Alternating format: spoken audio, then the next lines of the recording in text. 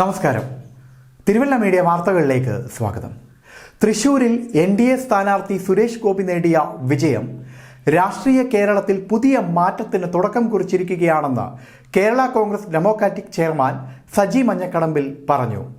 തിരുവനന്തപുരം അടക്കമുള്ള മണ്ഡലങ്ങളിൽ NDA സ്ഥാനാർത്ഥികൾ നേടിയ വോട്ട് വർധനവ് രാഷ്ട്രീയ കേരളം മോദി സർക്കാരിനെ എത്രത്തോളം സ്വീകരിച്ചു എന്നതിൻ്റെ തെളിവാണെന്നും അദ്ദേഹം കൂട്ടിച്ചേർത്തു.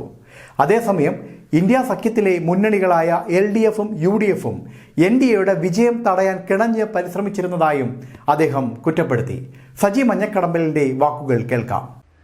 തൃശ്ശൂരിലെ NDA സ്ഥാനാർത്ഥി സുരേഷ് ഗോപിയുടെ വിജയത്തോടുകൂടി കേരളത്തിൽ പുതിയൊരു രാഷ്ട്രീയ മാറ്റത്തിന് തുടക്കം കുറിച്ചിരിക്കുകയാണ്.